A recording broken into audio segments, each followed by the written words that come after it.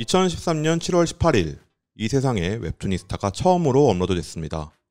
11년 하고 보름, 지금까지 웹툰이스타가 세상에 존재했던 시간입니다. 대학생 4명이 시작한 방송은 여러분들 덕분에 지금까지 계속할 수 있었습니다. 감사합니다. 듣는 웹툰은 웹툰이스타 355화, 오늘은 10년지기 청취자와 함께합니다.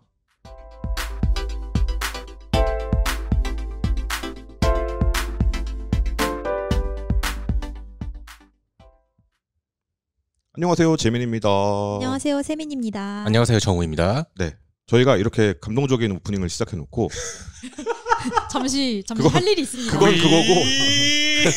그건 그거고 광고할 게 있다. 그래서 빠르게 하고 넘어가는 것으로. 네네네. 네. 오늘 홍보할 게 뭐냐면요. 저희가 전에도 한번 얘기를 했던 건데 서울시에서 운영하는 웹툰, 웹소설, 애니메이션 전문 교육기관인 상상비즈 아카데미라는 곳이 있습니다. 네이버 지도에 치시면 나옵니다. 네. 서울 명동에 위치하고 있고요. 네.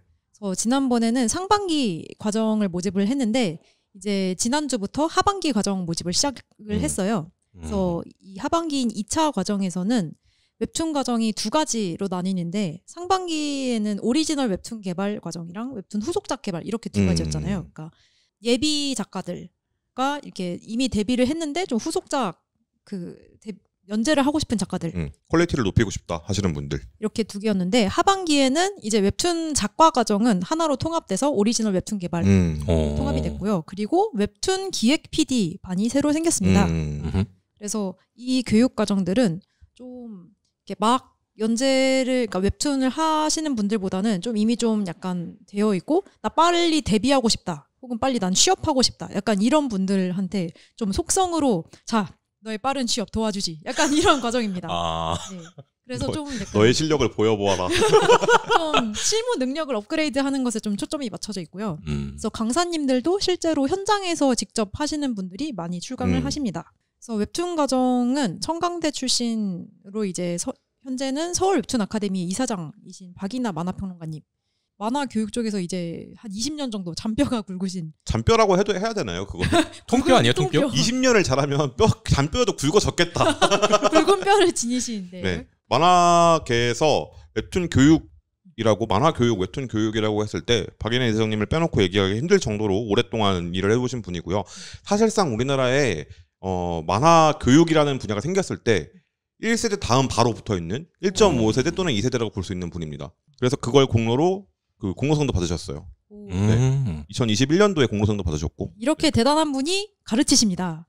그리고 또 JQ 코믹스라는 제작사의 대표이신 이종규 대표님은 이 웹툰 과정하고 웹툰 PD 과정 둘 다 출강을 하시고요. 그래서 이 교육 과정에서 뭔가 좀 다른 교육 과정이랑 차별화되는 제일 핵심은 그러니까 1:1 멘토링이 된다는 거거든요. 그러니까 이 웹툰 과정에서는 그 아예 기획부터 뭐 선화 작화 해가지고 아예 완성형까지 전부 다 이렇게 붙어서 저 모르겠어요 도와주세요 하면은 이건 말이야 이러면서 그래서 필요할 때마다 실시간으로 피드백을 받을 수 있는 점이 제일 크고요. 그리고 웹툰 PD 과정도 이 멘토링 이 과정이 2가지가 있는데 하나는 이제 웹툰 PD는 저는 어렸을 때 약간 편집자 같은 걸 생각을 했는데 요즘에 웹툰 PD는 그렇지 않습니다. 요즘 웹툰 PD는 작품 기획을 해야 됩니다. 그래서 기획 멘토링이 2가지가 있는데 하나는 이제 자기만의 오리지널 신작을 기획하는 멘토링이 하나가 있고 그리고 하나는 웹소설을 본인이 원하는 걸 셀렉을 해가지고 그러니까 적절한 원작 셀렉 그리고 적절한 각색을 해가지고 이제 기획하는 과정. 그래서 이 2 과정 다 그 제작사 PD분이 붙어서 이쪽도 멘토링을 해주시고요. 지금 여기서 설명을 좀 더 드려야 되는 게 그러니까 왜 PD가 기획을 해요? 라고 생각하실 수 있잖아요. 그게 왜 그러냐면 이 회사의 오리지널을 만드는 기획입니다. 회사가 작품을 만들고요. 회사가 작가가 되는 거예요, 말하자면. 그리고 PD가 그 아이디어를 내서 이 프로젝트를 총괄하는 기획자로서 역량을 키우는 방법을 가르쳐주는 게 이 오리지널 프로젝트 멘토링입니다. 그럼 작가를 하지 왜? 라고 생각하실 수 있는데 회사가 그걸 만들기 위해서 기획하는 사람이다 라고 생각하시면 되겠습니다. 그러니까 흔히 뭐 바쿠만이나 그 중세를 찍잖아 이런 데 나오는 편집자와는 다른 사람이다 라고 이해하시면 되겠다. 그렇습니다. 네. 그리고 또 요즘에 그 많이들 보이는 노블코믹스 각색 이거는 뭐 다들 아시는 그 각색이고요. 이걸 각색할 작품을 픽업해서 내가 이걸 각색할 때 기획하는 게 뭐가 필요하냐 이걸 실무를 배워보는 작업이다라고 이해하시면 되겠습니다. 이 오리지널 기획 프로젝트 멘토링에는 소미미디어의 김영국 PD님이 함께 하시고 그리고 각색 기획 프로젝트 멘토링에는 이제 JQ 코믹스의 대표님하고 팀장님이 이렇게 멘토링을 하시는데 그래서 실제로 회사에서 그 제작 단계를 거치잖아요. 기획부터 각색을 하는 거 그 과정을 똑같이 경험할 수 있는 게 약간 이 교육 과정의 좀 차별점이 될 수 있을 것 같습니다. 좋습니다. 그리고 강의에는 웹툰스쿨을 운영하고 계시는 유튜버 이종범 유튜버께서 오신다. 이제 이종범 유튜버. 네. 펄이 많이 나 있는 유튜버죠. 네. 그분이 오신다라고 할 수 있겠고요. 또 이현민 작가님이나 아니면 송래현 작가님이나 뭐 여강현 작가님 이런 분들 오시니까 그리고 저도 갑니다. 네. 그리고 상반기 출강하셨죠 강사로. 네. 상반기에 가서 그 예비 웹툰 작가님들과 이미 데뷔하신 작가님들을 뒤집어 놓았어요. 어떻게 뒤집어 놨냐? 당신들이 생각했던 웹툰 플랫폼이 어떤 형태였습니까? 사실은 이렇습니다. 아니 본인 자랑 말고 학생들이 어땠는지 말해주세요. 학생들이 저한테 했던 말을 그대로 옮겨드리면 정말 도움이 되었어요. 너무 도움 안 되죠. 아니 농담이고 되게 그 생각하지 못했던 지점들 알려줬다. 그리고 그 이종범 유튜버와 같이 나오는 보부상 뉴스 잘 보고 있다. 등등의 반응을 보였습니다. 웹툰이스타 잘 듣고 있다는 없던가요? 있었어요. 진짜요? 분이 계셨어요. 대박. 네. 그래서 그 팟캐스트 잘 듣고 있습니다라고 말하신 분도 계셨고, 네, 유튜브 잘 보고 있다라고 말한 분도 계셨고. 제가 원한 건 그게 아니라 학생들의 퀄리티가 굉장히 좋았다는 얘기를 전 들었거든요. 학생들의 퀄리티요? 저는 시장 분석이랑 이런 걸 알려드리기 때문에 작품을 직접 볼 일이 없어요. 네. 이게 작년에 제가 경기국제 웹툰 페어 갔을 때 부스를 내셨더라고요. 그래가지고 그때 이제 누가요? 여기 상승비지에서. 그래가지고 웹툰 과정에 대한 부스를 냈기 때문에 직접 봤는데 퀄리티들이 다 괜찮았었어요. 퀄리티도 괜찮았고 거기서 이제 안내하시는 분이 물론 이제 말로서는 뭐 우리 분위기 다 좋았다. 그렇게 말씀하시긴 하셨지만 근데 실제로 좋았어요. 저도 그럴 것 같아요. 그 사진들도 몇 개 있었기 때문에 그 현장 사진 보니까 다 분위기가 너무 좋더라고요. 그리고 웹툰 출강을 했을 때 분위기가 좋냐를 어떻게 볼 수 있냐면 모니터가 이렇게 세워져 있잖아요. 그래서 이렇게 세워서 이렇게 그리고 있잖아요. 그럼 분위기가 좋은 겁니다. 뒤에서 볼 수 있거든요. 내 작품을 볼 수 있는데 이걸 세워서 그리고 있다, 이렇게 엎드려서 안 그리고 있다. 그런 분위기가 좋은 거예요. 내 작품 못 보게 가리는 게 아니라. 그래서 강의를 하고 있는데 분위기가 안 좋은데 가면 얼굴을 못 봐요. 다 엎드려서 작업하고 있어서. 근데 여기서는 다 눈을 마주치면서 강의했어요.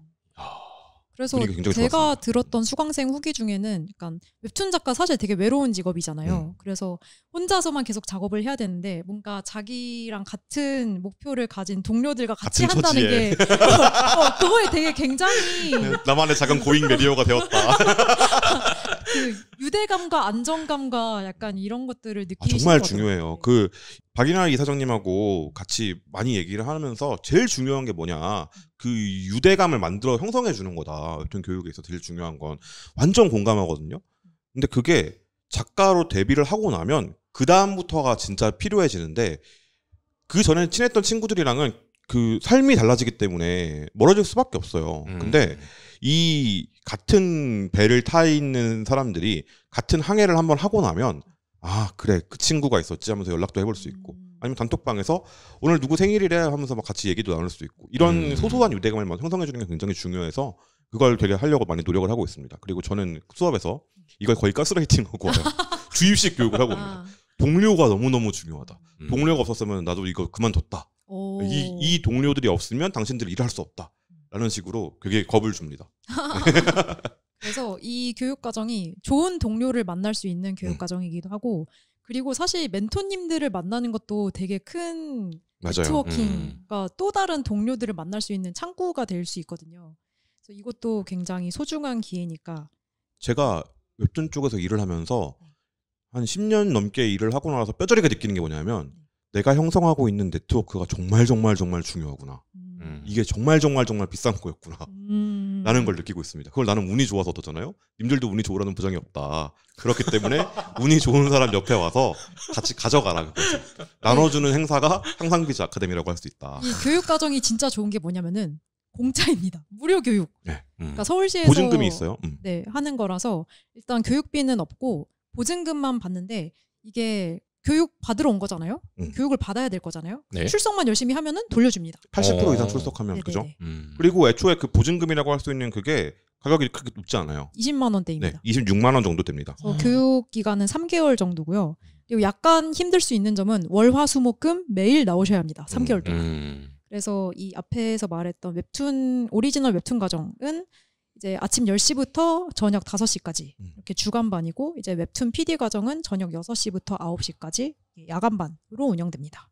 그래서 이게 서울시에서 하는 교육인데 서울 거주민은 아니어도 괜찮거든요. 근데 매일 명동에 나갈 수 있어야 된다. 야, 그 쉽지 않겠네요. 네. 그래서 그 수강생분들 중에 네. 주변에 고시원에서 사시는 분도 계셨어요.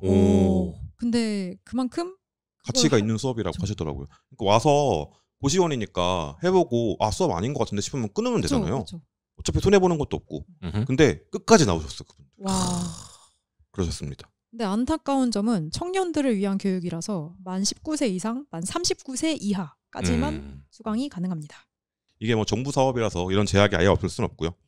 그렇습니다. 네, 그래서 모집은 8월 18일까지 하고요. 네. 그래서 관심 있으신 분은 상상비즈 아카데미 검색을 하시면 되겠습니다. 네, 좋습니다. 광고 끝인가요? 네. 못 들은 걸로 치시고 이제 진짜 본론 가시죠. 네, 본론으로 넘어가 보도록 하겠습니다. 오늘 제가 오프닝에 갑자기 웬 감사 인사를 드렸느냐. 물론 제가 약간 그런 걸 좋아하는 사람이긴 해요. 정말요? 네. 저 범사에 감사하는 사람이에요. 뭐죠 그 표정은? 그런 것으로 하죠. 당신은 범사가 아닌 것이죠. 예. 그래서 이런 그 감사 인사를 드린 이유가 청취자분이 오셨습니다. 오랜만에 오셨어요. 저는 처음인데요. 포스트 코로나 이후 처음.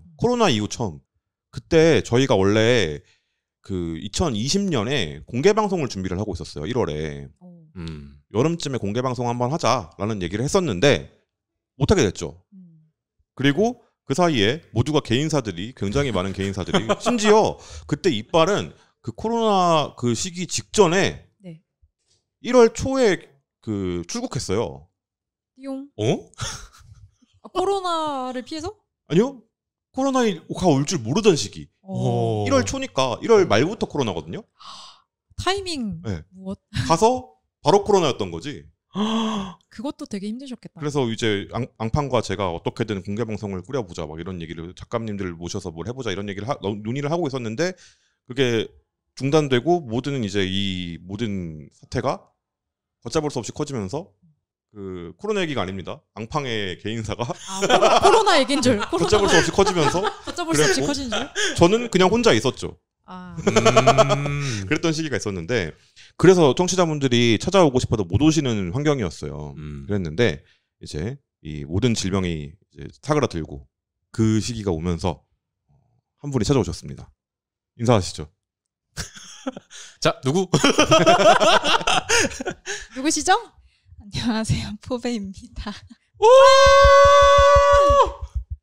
그런 순간들 있잖아요. 살아있길 잘했다는 생각이 듭니다. 네, 저희가 한 달 전이죠? 네. 네, 소개를 했었던 흔하고 널린이라는 웹툰을 그리신 포베 작가님이 직접 놀러 오셨습니다. 인사해 주세요. 저는 지금 포스타입이랑 다른 타 사이트에서 흔하고 널린을 연재하고 있고 웹툰인스타의 오랜 애청자인 포베입니다. 갑자기 어색해졌죠? 아니 근데 진짜 이 방송 그때 이제 저희가 흔하고 널린 리뷰를 끝내고 나서 갑자기 재민님께서 막 카톡을 남겨주시는 거예요. 막 너무 고맙다. 다시 청취자와 만날 수 있게 이제 자리를 해줘서 너무 고맙다 그러는 거예요. 그러니까 오죽하면은 이 형도, 그러니까 재민님도 감성에 젖어가지고 그런 메시지를 보냈을까 싶을 정도로 좀 많이 놀랐거든요. 사실 그런 메시지를 저도 처음 받아봤어요. 내가 뭐라 그랬지? 인스타 스토리도 올리셨어요? 맞아요. 제가 그걸 봤거든요. 보시라고 올린 거예요. 근데 그때 약간 그랬던 이유가 뭐냐면, 그러니까 집에 오면서 곱씹으면서 생각을 해봤어요. 저희가 이제 성수역까지 가서 이제 찢어져서 가잖아요. 근데 가만히 생각을 해봤어. 근데 우리 방송을 듣고 깔때기에 우리 방송을 듣고 큰 사람이 이렇게 좋은 작품을 했다고? 믿을 수 없다. 라는 생각이 들면서 지금부터 정훈 교육이 필요하다. 카톡으로 잘해야 됩니다, 친구들. 아시겠습니까? 그 얘기였구나. 아니, 농담이고요. 그래서 되게 저는 되게 뿌듯했어요. 11년이잖아요, 시간이. 그리고 거의 10년을 들어주셨고, 그러니까 약간 뭐라 그래야지? 감회가 새롭다 그래야 되나? 감회가 새롭다는 말로 표현되지 않는 정도의. 그죠. 인간의 언어가 부족해. 그쵸. 인류의 언어가 부족하다. 이 감사를 드리기에는. 그래서 되게 신기한 경험이기도 했고요, 저한테는. 그러니까 청취자분들 많이 계시고 얘기도 많이 나눠보고 했지만 작가가 되었어요. 그러니까.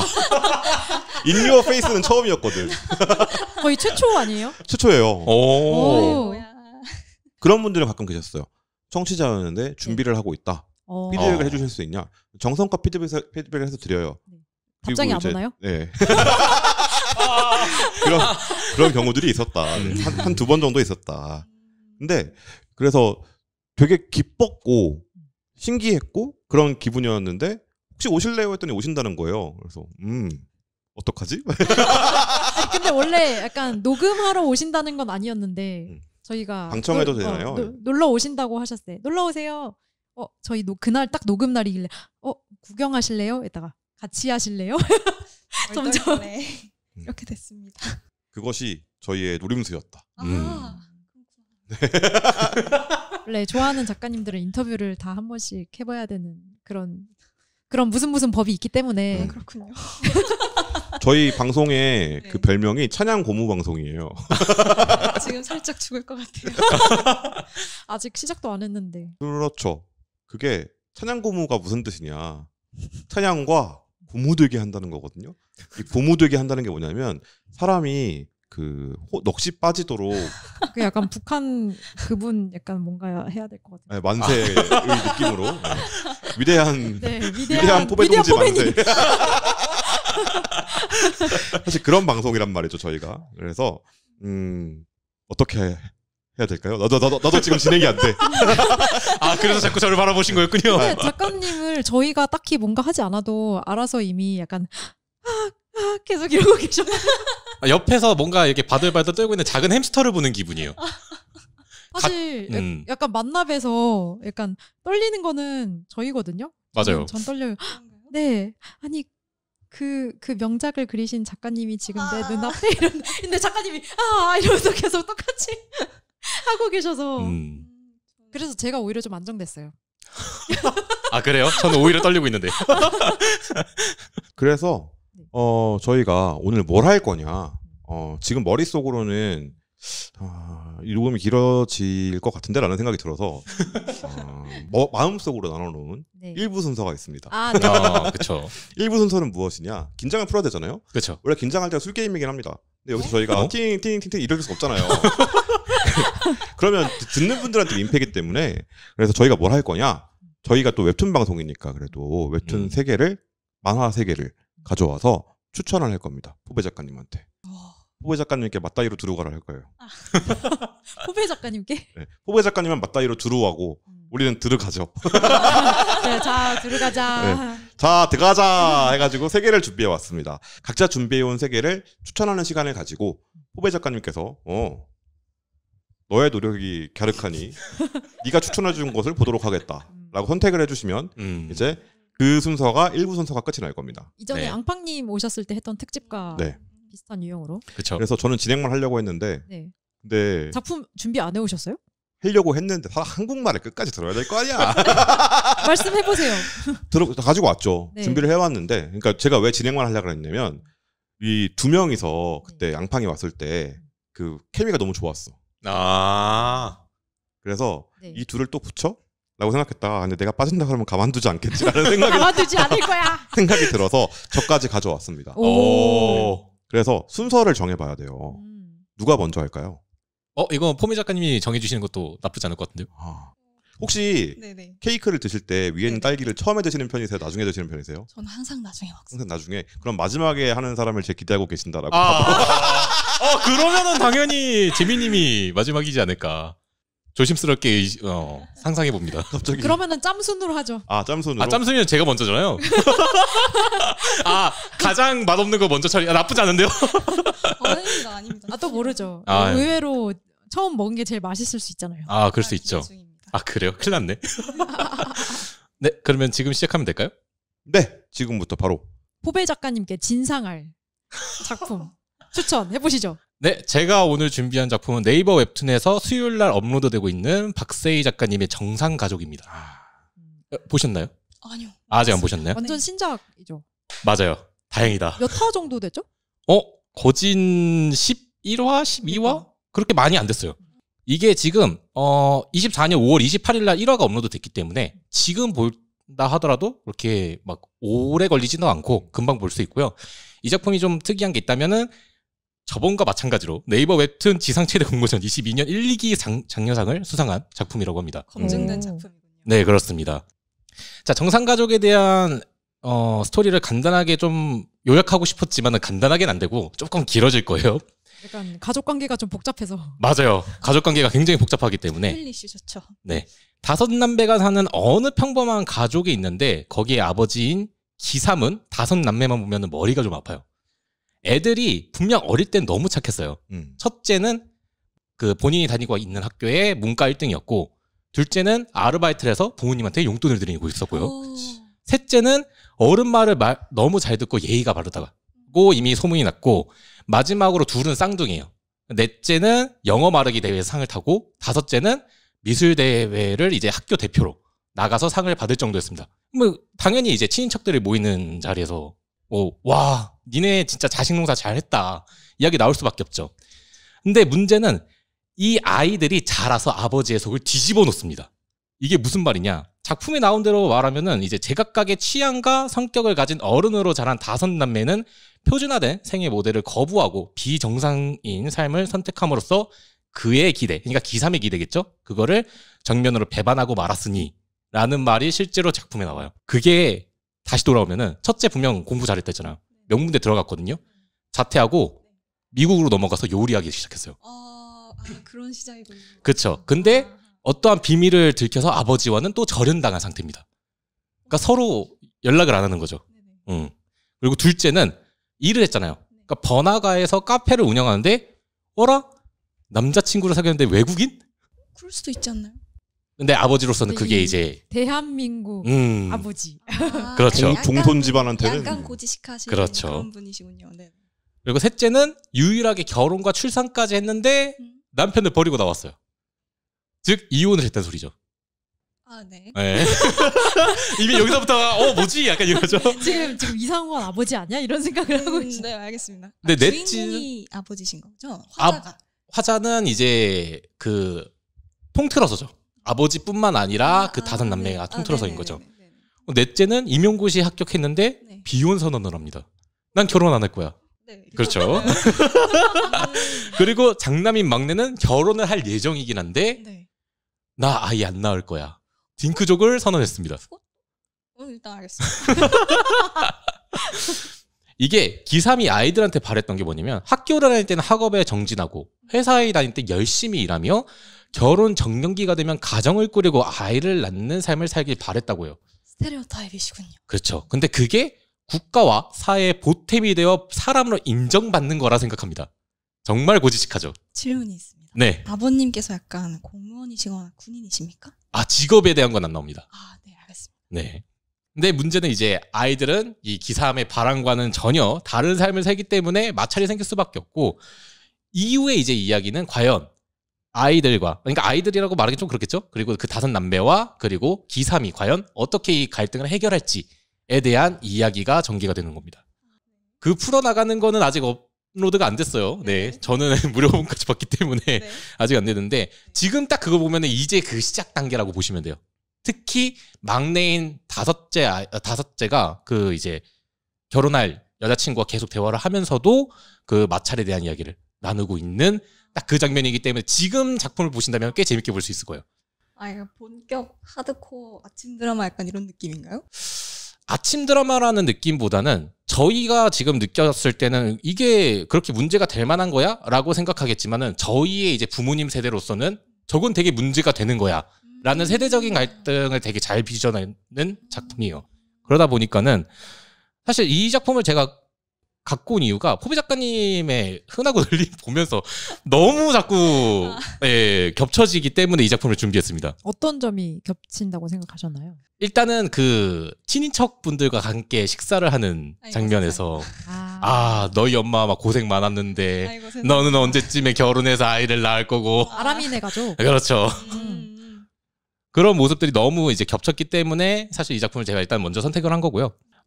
표지만 보더라도 아버지인 기삼은 이제 X표인 표지판을 들고 있고 나머지 5남매는 동그라미 표지판을 들고 있는 게 표지예요. 시작부터. 네, 표지에. 시작부터가 그렇고 그리고 이게 좀 재밌는 게 아이라이 시작할 때부터 어느 정말 평범한 집안이구나. 근데 얘네들이 좀 잘 사는 집안이다. 왜냐면 단독주택에서 살고 있다는 게 처음부터 나와요. 어느 정도 잘 살고 있구나. 근데 그 모습에서부터가 평범한데 이 아이들이 점점 자라면서 뭐 느껴지는 기분이 저희로서는 평범하지만 남들한테는 평범하지 않은 그런 모습인 거예요. 그러다 보니까는 이 이야기는 현실의 우리한테도 이제 흔하지만 누군가한테 흔하지 않은 이야기. 그렇죠. 그게 돼버리기 때문에 그래서 정상가족이 뭔데? 라는 질문을 지속적으로 던지게 됩니다. 이거 조금 매력적인데요? 다행이다! 첫입부터? 그래서 동성을 좋아하는 것도 아이를 가지는 것도 독실로 사는 것도 모두 어찌 보면 저희한테는 이제 정상가족이라고 말할 수 있잖아요. 그쵸? 근데 이게 대체 누구에 대한 기준인가? 그리고 왜 그 정상가족이 되어야지만 그 기삼의 기준에서 본 정상가족이 되어야지만 국가에 이바지를 하고 뭐 그런 모습이 되어야 되는가? 저희는 사실 국가에 이바지를 하려고 일하는 건 아니잖아요. 자기가 자신의 삶을 살기 위해 하는 건데. 알바냐고. 그렇죠. 이제 그런 부분에서 이제 슬슬 짜증이 나기 시작하는 겁니다. 제가 평소에 종종 하는 말 있잖아요. 국가가 어디 건방지게라는 말을 좋아하는데 나라가 어디 건방지게 국민한테 충성을 바래 라고 말을 해주고 싶은 세계관이다. 그렇죠. 그러다 보니까 이게 아버지를 설득해가는 과정을 과연 이 작품에서 어떻게 표현할까가 가장 키포인트예요. 지금으로서는 아직 계속 마찰만 빚고 있어요. 5째에 대한 에피소드를 조금 더 풀자면 5째는 원래 왼손잡이입니다. 근데 집에서 밥을 먹으려고 할 때 누가 왼손으로 밥을 먹으래? 누가 글씨를 쓸 때 왼손으로 쓰래? 그러면 왼손잡이를 위해서 물건을 만들어야 되지 않을까요? 라는 5째의 말에 들었을 때 기준이 오른손이야. 어떻게 너 하나를 위해서 왼손 물건을 만들 수가 있겠어? 라는 발언을 하시는 아버지 밑에서 자란 5 아이의 이야기입니다. 그렇기 때문에 이들이 과연 그냥 단순히 회피를 할 것인가 아니면 아버지를 설득할 것인가에 대한 게 정말 이 작품에서 이제 뒤에 이어질 이야기가 가장 궁금해지는 거죠. 진짜 궁금한데요? 그렇죠. 패닉이 왼손잡이를 부른 게 29년 됐어요. 벌써 그렇게 됐어요? 와... 아버지가 패닉 세대실 거거든요. 갑자기 듣는데 숨이 턱 막히네 진짜. 전 이 작품 처음에 저도 한번 추천했을 거예요. 제 인스타에서 추천했을 건데 처음에 보고서 이런 맛 맛있지 하고 유료분까지 다 보고 나서 맛있지. 먹었는데 입에는 맞아. 입에는 맞는데 너무 많이 씹어야 돼. 저는 맛있다기보다 드디어 네이버 웹툰에도 이런 소재와 주제를 정면으로 들고 나오는 작품이 나왔구나라는 생각을 했어요. 근데 저는 집이업소가 있기 때문에 아까 집이업소도 그렇긴 한데 약간 제목부터 정상가족 이렇게 받고 그쵸. 시작하는 저는 오히려 그게 약간 촌스럽게 느껴져서 저도 살짝 너무 약간 그 대놓고 말하는 것에 대해서 그런 생각 살짝 하지만 그래도 이런 선택을 하는 것도 굉장히 의미 있고 용기 있는 거라고 생각하기 때문에 네이버 웹툰에 연재됐다는 것만으로도 맞아요. 사실 저희가 방송 중에서도 그 주부 육성 중에서도 한번 언급을 한 적이 있어요. 정상가족에 대한 이야기를. 이거는 어찌 보면은 저는 그냥 정면으로 들이박아야 되는 게 맞지 않았을까라는 생각을 크게 하고 있어요. 그리고 저는 들었던 생각 중에 하나가 그거였어요. 그러니까 이 정상가족이라는 작품이 네이버 웹툰이 네이버가 인공지능에 보여주는 태도가 닮아 있다라고 생각이 들었거든요. 그러니까 이 작품이 어떤 사람들에게는 되게 옛날 얘기를 하고 있는 거예요. 그렇죠. 사실 새로운 얘기는 아니죠. 그 지금 포베 작가님만 해도 아버지한테 이상하다고 생각하지 지금 그 5남매한테 이상하다고 생각하지 않으시잖아요. 근데 그게 네이버 웹툰이 인공지능 윤리를 발표하면서 했던 말이 뭐가 있었냐면 그 얘기를 했었어요. 우리 국민의 수준에 맞춘 인공지능 윤리를 준비했다라고 말을 하면서 예를 들어 그런 거예요. 그 국민이 누군데? 위험한 발언이네요. 뭐라고 했었냐면 네이버에서 그러니까 그 국민의 수준에 맞췄다는 건 직접 한 말은 아니고 자기들이 모은 데이터를 기반해서 하기 때문에 이 수준을 넘어갈 수 없다라고 얘기를 했어요. 근데 예를 들면 그런 거예요. 그 성적 지향성을 바탕으로 사람을 차별하는 것이 옳으냐라고 물으면 이건 옳지 않다고 답할 수 있어요. 근데 군형법을 바꿔서 군대 내 동성애 문제를 해결하는 것이 옳으냐라고 물으면 대답을 못합니다. 이런 식인 거예요. 근데 네이버에서 그런 인공지능 그 윤리를 들고 나왔는데 네이버 웹툰에 올라온 작품의 제목이 정상가족이다. 되게 의미심장하죠. 전 그런 생각이 들었다 보면서. 그래서 그때 되게 세게 비판 기사를 썼었거든요. 수준을 못 넘어가겠다고 선언하는 게 맞냐라는 기사를 썼었는데 윤리가 그렇게 윤리라는 이름을 붙일 거면 그러면 안 되지 않냐라고 기사 썼었는데 근데 그런 느낌이 드는 작품이기도 했어요. 그러니까 이걸 언제까지 얘기해야 돼? 라는 느낌이 들기도 하죠. 진짜 못 알아먹을 수 없게 설정해놨어요. 그러니까 근데 그 아가씨만 봐도 그 둘이 사랑하는 거라고 생각하지 않는 사람들이 있으니까 어떤 사람들한테는 진짜 이렇게 진짜 그렇다니까요. 네. 둘이 그러니까 그냥 둘이 친구 관계 아니야? 둘이 영화 아가씨요? 네, 영화 아가씨요. 있어요. 와, 그건 저도 지금 놀랐네요. 그렇게 대놓고 보여줘도 그렇게 생각하는 사람들이 있어서 박찬욱 감독님 네. 영화 아가씨가 로맨스를 아니라고 생각하시는 분들 있으세요? 실존합니다. 실존합니다. 네. 그리고 그런 분들도 있어요. 그러니까 그 전국장애인 철폐하는데 전장현이 시위할 때 했던 게 뭐냐면 그냥 휠체어를 타고 출근길을 가는 거예요. 근데 거기에 쏟아진 비판이 뭐였냐면 왜 출근길에 휠체어를 타고 나오느냐였어요. 휠체어를 타고 출근할 거라는 상상조차 못하는 사람들이 있는 거죠. 이 상상이 안 되는 사람들이 있는 거예요. 그런 사고방식이 있는 사람들에게는 이 작품이 되게 충격적일 겁니다. 근데 문제는 그런 분들은 웹툰을 안 보신다. 웹툰을 보세요. 그래서 저는 그런 분들에게 추천을 많이 해주셨으면 좋겠다. 자식들이 그런 부모가 있으신 분들이 계시다면 자식들이 이걸 읽어봐. 들이밀었으면 좋겠다. 내 생각이 내 입장이 지금 이래. 내가 여기 몇째야. 있을 거거든. 1, 2, 3, 4, 5 중에 하나 고르면 있을 거거든.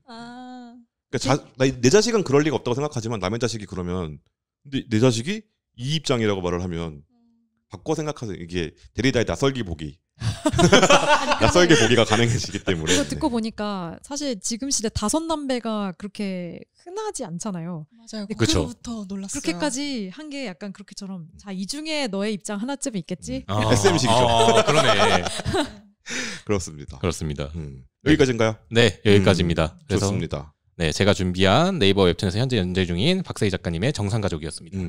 좋습니다. 다음은 제가 할까요? 아니면 골라주시죠. 먼저 하고 싶으신 분 없으신가요? 가위바위보 할래요? 근데 아무리 봐도 역시 맛있는 건 마지막에 먹으려면 왜 제가 맛없다고 생각하세요? 되게 이상한 말이다. 그러면 가위바위보 하시죠. 안 내면 진 거 가위바위보 같고요. 제가 먼저 하겠습니다. 좋습니다. 네. 제가 추천드릴 작품은 이현중 작가님께서 카카오 웹툰에서 연재 완료하신 따끈따끈하게 완결된 환상의 애니라는 작품입니다. 이 작품이 2022년 정도부터 연재를 시작했어요. 근데 제가 그때 추천했었어요. 이 작품 대장 냄새 난다. 이 작품 재밌을 거다. 놀랍게도 아무도 반응하지 않았어. 나 뭔지 알았어. 그거 뭔지 알았어. 아무도 반응하지 않았어요. 근데 최근에 작가들 사이에서 뜨겁게 타오르고 있는 작품입니다. 이렇게 재밌는 걸 왜 아무도 추천을 안 했냐? 했다고 저 멀리서 2년 전에 내가 스테이 이러고 그런 작품이에요. 무슨 작품이냐? 고등학교 미술부에 들어갔는데 주인공이 고등학교 미술부가 경례 구호가 있습니다. 뭐가 있다고요? 창조 하면서 경례를 해야 돼. 경례? 네. 그러니까 군대식으로 선배들이 괴롭히는. 몇 년도 배경이에요? 들어봐요 일단. 그런 학교였어요.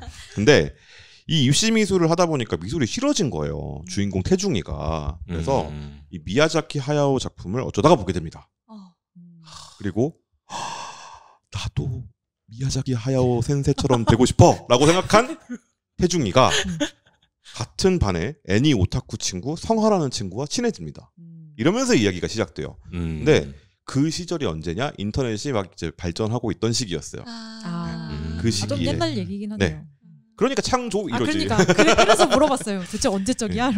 인터넷 동아리 사람들이랑 밤새 막 채팅하면서 너무 즐거웠던 거예요. 그래서 코미걸드가 나옵니다. 오. 서울 코미걸드에도 가고요. 요. 애니메이션의 세계라는 이 세계에 깊게 빠져들게 돼요. 이 친구가 애니메이션 대학이라는 게 있다라는 걸 코스프레하는 친구한테 듣고 알게 됩니다. 그러니까 이 친구도 네. 그렇게 공부에 뜻이 있는 친구는 아니었던 거예요. 주인공도. 그랬는데 애니메이션 대학이 있다는 걸 알게 되고 근데 형편이 어려웠어요. 집안이. 그래서 이 친구가 친구들은 집안에서 지원을 해줘서 홍대에 있는 입시학원에 다니면서 성장을 이렇게 빠르게 고속 성장을 합니다. 근데 자기는 혼자서 하면서 묵묵히 그림을 그리면서 나도 언젠가는 이러고 있는 거예요. 근데 자기 세계를 벗어나서 나도 한국의 미야자키 하야오가 되어야지 라고 꿈을 꾸면서 이제 애니메이션을 하다 보면 한국인이라면 알게 됩니다. 미야자키 하야오는 일본인이라는 사실. 근데 이 벽 앞에서 이 태중이라는 친구가 과연 자기 꿈을 계속 이어나갈 수 있을지 무너지지 않을 수 있을지를 지켜보는 게 이 작품의 관전 포인트예요. 창작을 했던 사람이라면 이 작품을 보고서 내 얘기라고 느끼지 않을 구석이 단 한 군데도 없습니다. 아, 치트키네. 이런 비겁한 범 이런 뭐 창작자 모두에게 통할 만한 작품을 갖고 오다니 비겁하다. 내가 그래서 아무 말도 안 하고 가만히 있었잖아요. 이 작품 가지고 온다고 하면 치트키니까 하지 마세요라고 할까 봐. 여기서 깠잖아요. 그리고 놀랍게도 작품 속에 애니메이션 상영회를 하는 장면이 나와요. 오. 작가님이 실제로 만든 작품이에요. 이분이 겪었던 이야기가 들어가 있어요. 작품 속에. 애니메이션 감독님이신 거. 네. 잠깐만. 그래서 이 작품을 보면서 저는 되게 여러 가지 감정이 들었거든요. 응원하고 싶지만 그만하라고 말하고 싶고 그만하라고 말하고 싶은데 그래도 낭만 있게 살았으면 좋겠어. 이게 사람을 미치게 해요. 알죠. 그래서 작가들이 보고서 다 온 새벽에 다 몰입할 수밖에 없구나. 아침에 일어났는데 울었다 막 이런 한국에도 이런 작품이 있었군요 말하면서. 근데 그때 이제 그걸 바이럴 시킨 사람이 누구냐? 그 유튜버예요. 네. 털만이라는 유튜버. 이종범이라는 유튜버가 그래요? 바이럴 시킨 거예요. 그런 근데 거예요? 2년 전에 제가 술 먹으면서 그 얘기를 했거든요. 네. 환상의 애인이라는 작품을 보십시오. 개 재밌으니까. 기대작입니다. 그리고 2년 뒤에 마치 처음 발견한 것처럼 얘기를 한 거야. 그러니까 재민님의 얘기가 아무런 영향을 못 끼쳤다. 그래서 이게 왜 중요하냐면 추천을 하더라도 보는 게 중요하다. 그렇죠. 봐야 개쩌는구나. 그러니까 사실 남의 얘기 100번 들어봤자 백문이 불여일견이라는 그렇죠. 말이 괜히 있겠습니까? 그래서 이 환상의 애니라는 작품을 굳이 선택하지 않으시더라도 언젠가 꼭 보시기를. 저는 보면서 저는 창작자들과 바로 붙어있는 직업을 하고 있잖아요. 이들의 고민들을 너무 옆에서 많이 봐왔단 말이에요. 근데 그 실체를 직접 그 구현된 실체를 확인하는 느낌이었어요. 그러니까 말로 불안해하고 말로 언어로 소통하다가 그러다가 이제 어느 정도 얘기가 무르익고 나면 그래도 해야지라고 말하는 사람들이 있고 그래서 어떡하죠라고 말하는 사람들이 있어요. 근데 제가 거기서 그래서 어떡하죠에다가 해줄 말이 없어요. 왜냐면 난 모르니까. 이제 이걸 보세요 이렇게 하는 거예요? 그래서 환상의 애니를 혹시 보셨나요? 위로가 필요하신다면 T97%인 저한테 오실 것이 아니라 작가는 작품으로 위로받아라. 저는 정답을 내려드릴 수는 있습니다. 괴롭다면 쉬십시오 라고 말할 수는 있는데 이거 위로는 아니잖아요. 그냥 답이지.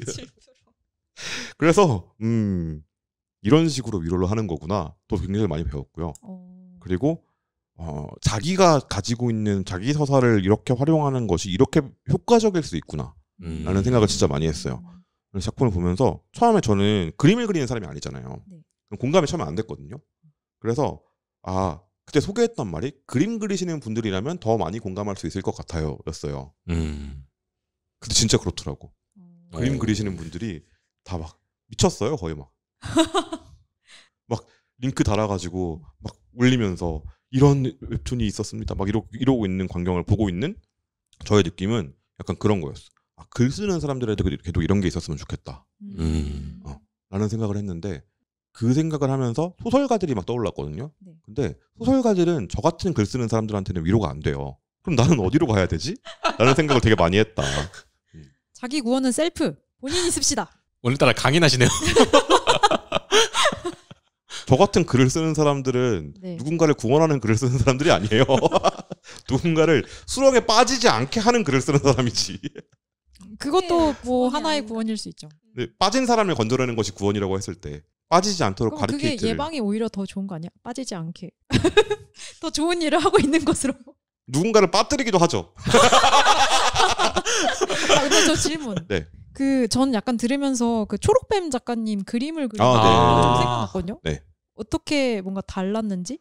초록뱀 작가님의 그림을 그리는 일은 약간 자기 고백 서사 그리고 약간 일종의 회고에 가깝다면 이 작품은 회고까지는 아니에요. 회고가 들어가 있긴 하지만 회고가 바탕이 된 건 아니고 일종의 창작이 들어가 있습니다.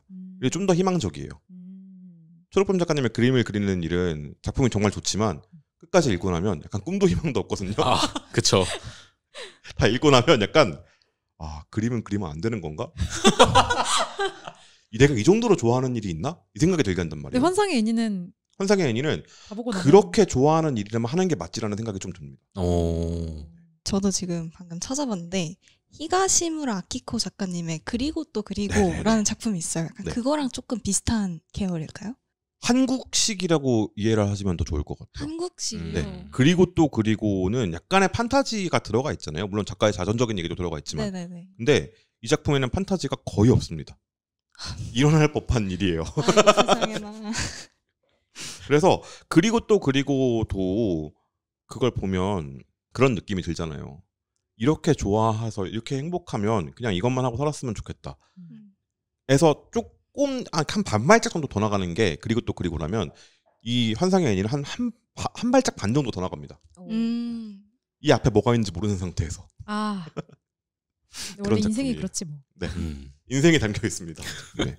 그래서 이 작품 카카오 웹툰에서 이현중 작가님이 80일화로 완결하셨고요. 8월 1일부로 전부 무료됩니다. 내일 모레 저희 녹음일 기준으로.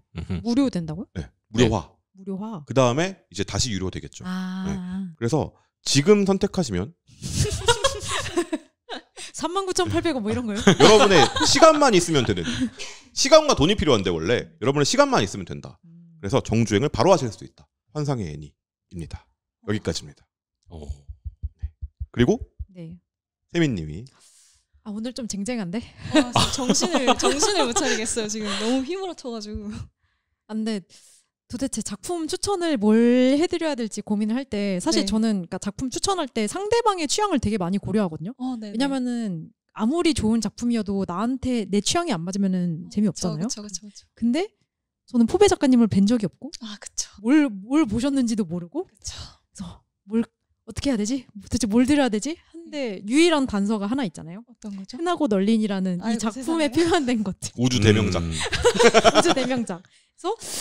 그래서 이런 작품을 하신 작가님이라면은 어떤 걸 마음에 들어 하실까를 고민하다가 네네. 저는 웹툰이 아니라 일본 만화를 오랜만에 웹툰이스타에서 되게 오랜만에 소개를 하게 되었는데 저는 야마시타 토모코라는 작가님의 위국 일기라는 작품을 가져왔습니다.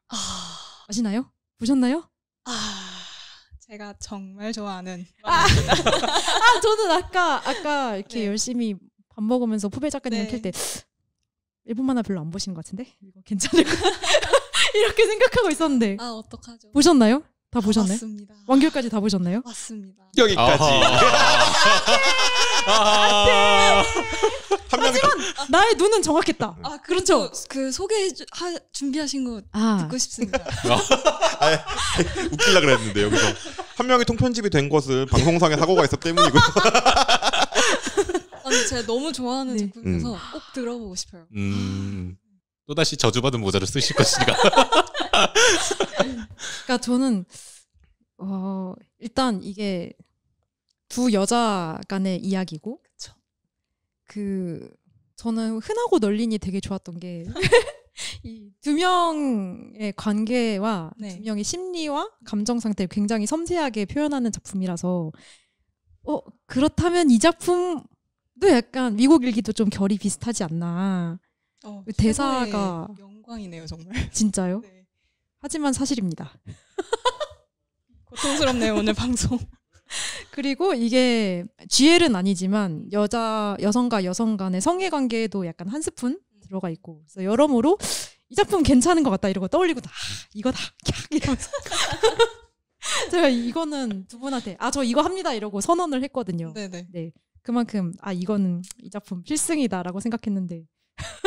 근데 필승이셨어요. 네. 그래서 보셨나요, 정우님은? 저 안 봤어요. 안 보신 정우님을 위해서 감사합니다. 이 작품이 무슨 내용이냐면요. 일단 그 중학교 3학년 여학생인 아사라는 친구가 처음에 등장을 합니다. 이 친구는 사고로 부모님을 막 잃었어요. 그래서 갑자기 홀로 남겨졌는데 이제 장례식을 치르고 이렇게 친척들이 이렇게 막 이 조카나 뭐 아무튼 이 친구를 어떻게 할지 막 논의를 하는데 약간 서로 떠넘기기를 합니다. 이 애의 처분에 대해서 누가 막 데려갈지 막 그러다가 이 보다 못한 이모인 마키오가 이렇게 탁 나섭니다. 근데 이 이모는 심지어 그 자기 언니, 그러니까 이 아사의 엄마랑 별로 사이가 안 좋았어요. 오히려 싫어하는 정도인데 이 꼴을 보다 못해서 이렇게 하면서 이때 대사도 되게 멋있거든요. 너는 15살짜리 아이는 이런 추악한 곳에 어울리지 않아. 그래서 저도 난 그렇다는 걸 알고 있어. 너는 더 아름다운 걸 누려야 마땅해. 그래서 그 사실 이 이모는 되게 독립적이고 잘 이렇게 그러니까 고독이 너무 일상적이라서 외로움을 별로 안 타는 성격이에요. 혼자 있는 게 훨씬 더 편한 사람. 혼자 사는데 그럼에도 이 조카를 자기 집으로 데려갑니다. 그래서 나는 뭐 기분이 별로 안 좋을 수도 있고 널 사랑할 수 있을지 어떨지도 모르지만 그래도 나는 너를 절대로 짓밟지 않을 거야. 그러니까 그래도 괜찮으면은 우리 집에 와서 나랑 같이 살자 하고 이제 이 이모와 조카의 동거가 시작됩니다. 이미 여기서부터 되고픈 어른의 그 로망 그게 딱 그냥 보이는데. 그래 저거지. 엄청나게 어른스러운 사람은 또 아니에요. 그래요? 약간 서툰 면이 있어요. 그러니까 이걸 그렇게 질렀죠. 되게 충동적으로 일단 에이씨 술도 한잔 했겠다. 더러운 어른들 내가 야 가자 하고 데려왔는데 얘는 혼자 그러니까 자기 집에 다른 누군가가 있다는 게 너무 힘든 사람인 거예요. 소설가잖아요. 맞아, 소설가고 맨날 이렇게 방에 처박혀서 혼자 일하고 약간 이런데 자기 집에 누군가 있다는 걸 이제 일단 데려왔는데 어떡하지? 약간 근데 참다가 그래서 중간에 둘이 이렇게 부딪히는 장면도 나와요.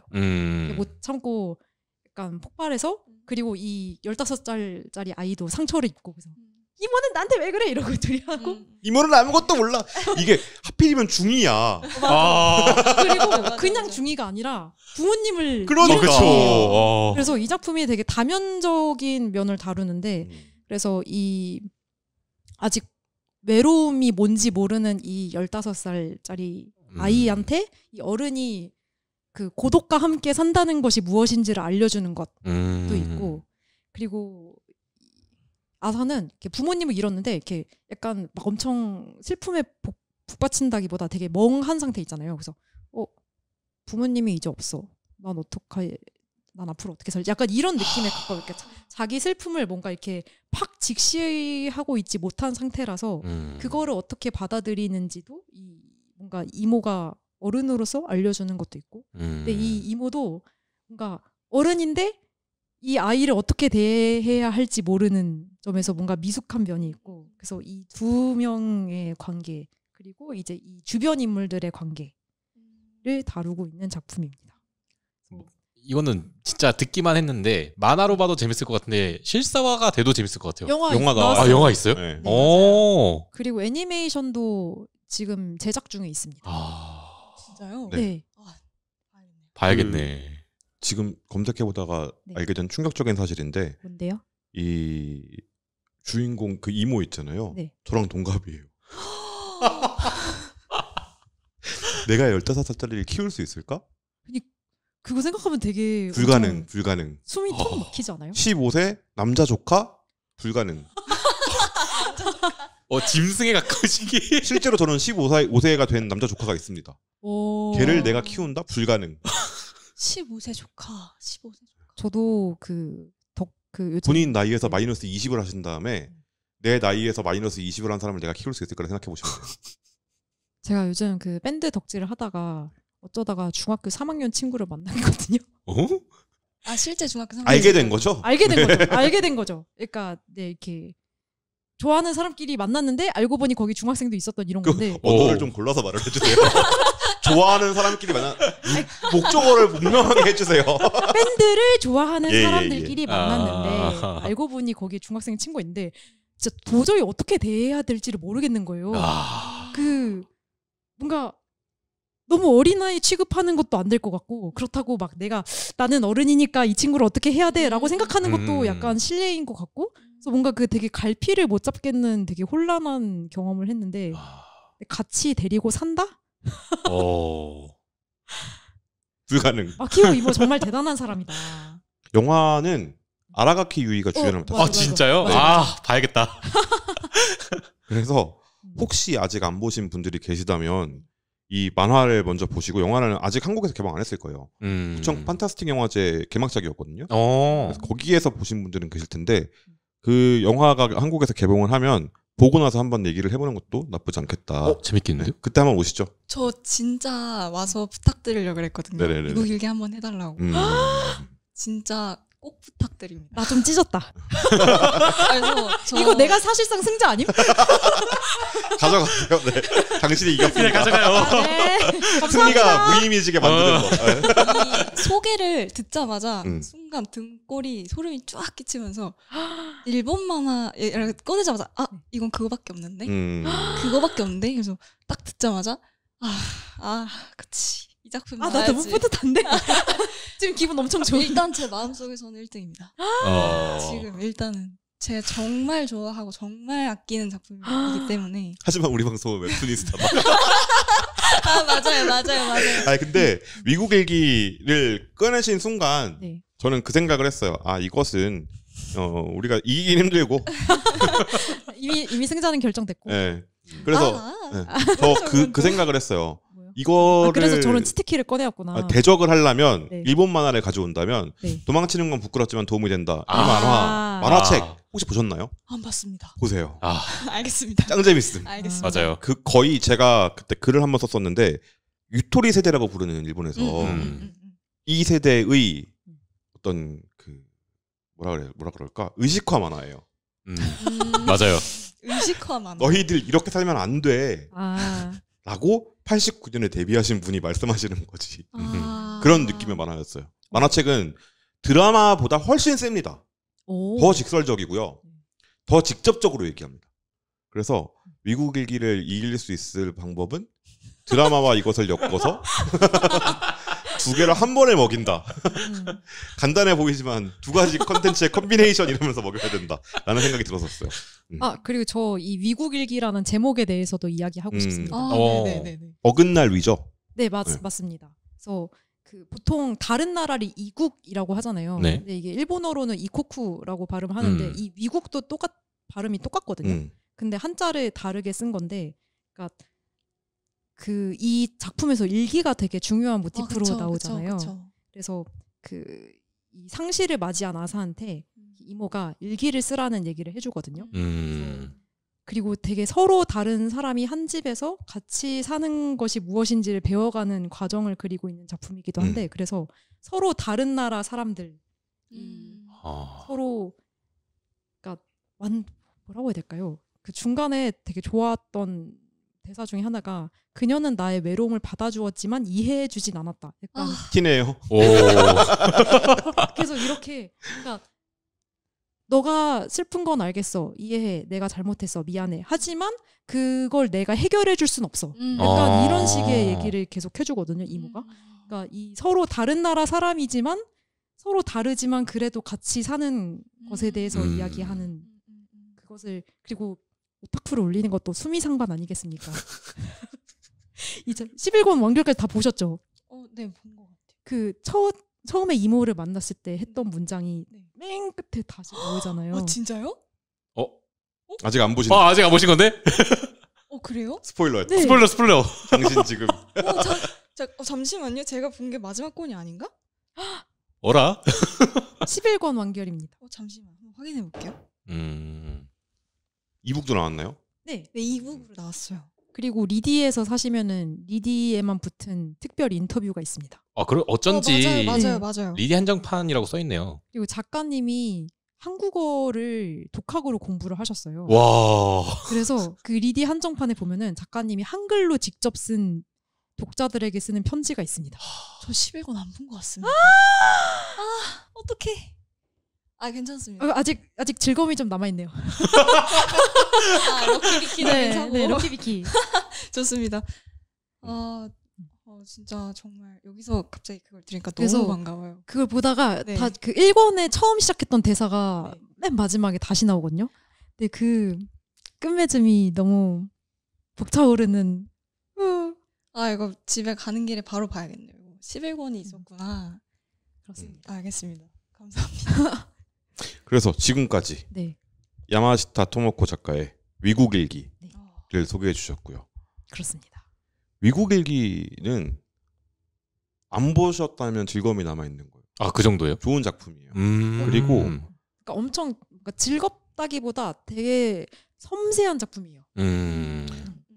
야마시타 토모코가 전에 했던 작품들을 보면 이 작가가 이런 것도 할 수 있구나 라는 생각이. 다른 거 뭐 보셨어요? 저 거의 다 봤어요. 야마시타 토모코. 이 사람 거 거의 다 봤는데 전혀 다른 결의 작품을 하는 사람이잖아요 원래. 저는 그렇게까지 많이 보진 않았고 삼각창의 밝은 밤을 봤습니다. 여기까지 하겠습니다. 다른 결의 작품 하시는 분이에요 원래. 근데 이 작품은 이 작가가 보여주고 싶은 일본 사회에 하고 싶은 말이 뭔가에 대해서 좀 말하는 작품이라는 생각이 들었어요. 맞아요. 그러니까 제가 보통 이런 작품 나오면 약간 시니컬하게 얘기를 하거든요. 일본인이 이런 얘기를 했어요? 라는 식으로 얘기를 한단 말이에요. 근데 이 작가는 그렇게 말할 수 있는 작가예요. 이 작가는 그렇게 말할 수 있는 작가예요. 꾸준히 작품에서 보여준 것들이 있기 때문에. 그래서 이 작가가 이 보여주고 있는 작품 세계가 위국일기에서 어느 정도 그 일가를 이루었다라고 볼 수 있을 만한 작품이다라고 평가를 할 수 있을 것 같습니다. 그래서 이 작품이 그 이모와 딸이라는 완전 타인의 그 동거와 같이 산다는 것에 대해서 이야기하고 있기도 한데 그 주변 인물들을 통해서 되게 아까 그 재민님이 일본 사회에 하고 싶은 말이라고 할 법한 내용들을 되게 많이 담고 있거든요. 그래서 아사의 가장 친한 친구는 이제 계속 남자애들한테 고백을 받는데 그래서 아사가 너는 왜 남친 안 사겨? 이렇게 아사는 그 남자친구를 사귀고 싶은 그 중학생 여자이기 때문에 너는 고백받는데 왜 안 사겨? 라는 얘기를 하는데 그 친구는 사실 그 여자친구가 있었던 있죠. 그런 친구라거나 아니면은 의대 지망을 했던 여자애가 있는데 그 성차별로 인해서 불합격된 그런 친구의 이야기가 나온다던가 그래서 굉장히 다양한 면들을 다루고 있는 작품이기도 합니다. 그렇죠. 이게 그러니까 말하자면 정상가족 아까 정우님이 소개해 주신 정상가족의 되게 세련된 버전이에요. 맞아요. 근데 또 어떤 면에서 이 작품도 되게 대놓고 노골적으로 말해요. 근데 그렇게 해야 될 부분에 힘을 줬어요. 정확하신. 아예 안 보이는데. 근데 그게 뭔가 완전 이 작품의 핵심이라기보다 그냥 우리 삶의 일부에 하나씩 있는 것처럼 이렇게 주변 인물 한 에피소드 하나 이렇게 딱 보여주고 또 다른 에피소드에서 이렇게 또 한 번 보여주고 약간 이런 정도로. 그죠. 툭 던지고 가죠. 맞아. 툭 던지고 슉. 알아볼 사람 그 신문 배달하듯이 알아볼 사람 알아보세요. 슉 던지고 작품은 계속 앞으로 가. 근데 중간중간에 툭툭 던지는 게 있고 그걸 알아볼 수 있는 사람들은 작품 보는 깊이가 이렇게 깊어지고요. 그걸 모르는 사람들은 뭔 소리 하는 거야 하고 튕겨져 나오게 되는 작품입니다. 약간 있어요. 네. 그래서 이 작품이 어떤 저한테는 리트머스지 같은 작품이에요. 이 작품을 재밌게 봤다. 좋은 사람의 확률이 높다. 좋은 사람이 둘이나? 아직 좋은 사람 진. 아직 그렇죠. 나오진 않았죠. 봅시다. 이렇게 말했는데 좋은 사람이 되어버릴까봐 못 봤어요라고 말을 하면. 그래서 보시면 재밌을 만한 작품입니다. 저는 지금 말씀해주신 제가 소개한 것까지 3개를 다 봤잖아요. 네. 그래서 다 읽어보시면 각각의 맛이 있는 작품이에요. 그래서 지금 들으시는 분들도 한번 생각해 보시고 내가 어떤 작품을 볼까 고민해 보신 다음에 일단 짧은 것부터 시작하시려면 정우님 것부터. 그렇죠. 완결된 건 정주에 가시려면 저희 둘 중에 고르시면 됩니다. 그렇습니다. 정우님 것도 딱 들었을 때 키워드가 어디서 이런 재밌는 취향을 가져오셨지 싶었단 말이에요. 그리고서 이제 재민님 걸 딱 듣는데 이건 또 어떻게 이렇게 또 찰떡같이 가져오셨지? 이러고서 이제 세민님께 약간 취향이 안 맞아도 그래도 웃어야겠다 이러면서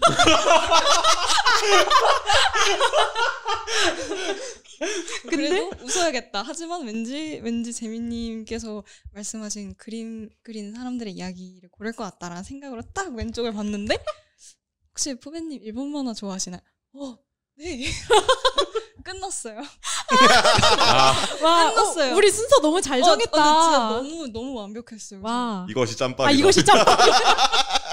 이게 되게 단계별로 충격적인 작품이잖아요. 왠지 그 정우님께서 소개해주신 작품은 11화 정도에 대충 약간 그래도 흐름이 약간 예상이 간단 말이에요. 맞아요. 어떤 멤버가 있고 아버님께서는 어떻게 대응을 하실 것 같고 네. 어떻게 상처를 받을 것 같고 이게 약간 예상이 됐어요. 그래서 이거 재밌겠다. 집에 가서 봐야지. 이러고 딱 봤는데 이건 무조건 봐야겠다. 이러고 딱 왼쪽을 봤는데 미국 일기. 네. 끝났습니다. 알겠습니다. 네. 와. 그래서 위국 일기로 최종 승자가 이건 박세민의 승리가 아니다. 이건 세민님의 승리가 아니야. 이건 세민님의 승리가 왜죠? 아니고 야마시타 토모코의 승리다.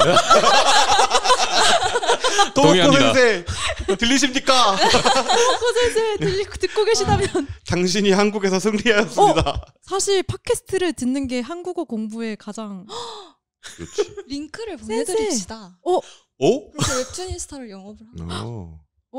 그러면 앞으로 우리 조금 더 천천히 말할 필요가 있을 것 같아요. 그렇습니다. 저희 좀 더 천천히 말하도록 하죠.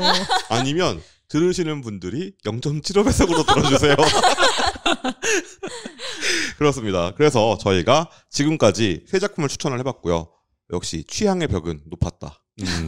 제가 계속 요즘에 밀고 있는 말 중에 하나가 그거잖아요. 뭐죠? 만화를 보는 건 컨텐츠 소비는 철저하게 취향으로 가기 때문에 이 취향을 벗어난 것을 우리가 알기도 어렵고 추천하기도 어렵고 그래서 이 사람들을 끌고 오기가 되게 힘들다라는 얘기를 종종 해요. 근데 다시 한번 체감합니다. 취향의 벽은 세월의 벽보다 높다. 역시 추천하려면은 남의 취향 파악이 최고라니까. 그렇습니다. 사실 신뢰가 안 된다면 사실 그 포베 작가님의 트위터를 잠깐 봤었어요. 네네. 팔로우를 하고 봤는데 예전에 썼던 그러니까 그 최근에 트윗 중에 그런 말이 있으셨더라고요. 예전에 썼던 글을 지금 봤더니 역시 취향은 동일하구나. 맞아요. 새벽에 이제 만화를 이렇게 보다가 이거 너무 재밌게 한다고 딱 들어봤는데 한 2화쯤인가 3화쯤에 익숙한 아이디가 있더라고요. 그래서 얘 뭐지? 그래서 눌러봤는데 삭제가 되는 거예요. 근데 그거 뭔지 알 것 같아. 너 왜 여기 있어? 이런 느낌으로. 너 왜 여기 있어? 또 나의 즐거움을. 평행세계. 그렇게 슬펐던 걸 제가 글을 썼었네요. 맞아요. 혹시 그 작품은 무슨 작품이었나요? 그거는 잠깐만 이거 말씀드리면 제 아이디가 나오는 게 아닐까요? 비밀로 남겨드릴게요. 저희한테만 말씀해주세요. 끝나고 알겠습니다. 오케이. 근데 저도 이런 경험 해본 적 있어서 그러니까 봤던 작품 또 봤는데 좀 보면서 좋았던 장면 같은 거 캡처하거든요. 근데 똑같은 장면 또 캡처하고 막 이런 거나. 갤러리에 보면 비슷하게 있어요. 명대사를 적어놨는데 그 명대사가 그대로 적혀 있어요. 맞아. 아이폰에서 메모를 하면 검색도 되거든요. 삼성도 되거든요. 3개 나오고 맞아요. 캡처를 했는데 그 앨범에서 검색을 하면 비슷한 사진이 3개가 연속으로 나와. 맞아요. 리뷰할 때 자주 있는 일이죠. 맞아요. 저 가끔 진짜 좋았던 작품 보면 이게 혼신의 영업글 쓸 때 있거든요. 근데 나랑 똑같은 생각한 사람이 있어. 근데 본데 나 삭제 수정이 돼. 약간 이런 거. 자동 완성이 돼. 핸드폰이 기억하고 있어. 맞아요. 그럴 때가 있다. 그만큼 취향은 뿌리 깊다. 그렇죠. 하지만 아직 안 본 11권이 있다. 좋습니다. 여기까지 모셔야 합니다. 그리고 저희 포베님께서 방금 약속을 해주셔야 될 게 하나 있습니다. 뭐시요? 저희 그 미국 일기 영화가 나오면 보고 여기 다시 한번 앉아서 야마시타 토모코 샤우트아웃 한번 샤라웃 한번 좋습니다. 드랍 더 비트 한 다음에 드랍 더 비트 빰빰빰빰 하면서 좋습니다. 그래서 저희 1부 순서 추천은 여기까지 하고요. 1부군요. 네. 2부가 있을지 모르겠다고 말씀을 드렸는데 혹시 시간이 괜찮으십니까? 전 시간 괜찮습니다. 그래요? 그러시면 아까 저희가 밥 먹으면서 했던 것의 연장선을 한번 어떤 거? 웹툰이스타 청취자를 인터뷰해보는 최초의 시간을 한번 가져보도록 하면 어떨까라는 생각을 해봅니다. 좋습니다. 네. 작가님만 괜찮으시다면. 예, 좋습니다. 저는 좋습니다. 네. 그래서 여기까지 하고요. 그러면 저희 다음 시간에 돌아오도록 하겠습니다. 다음 시간에 만나요. 안녕. 안녕.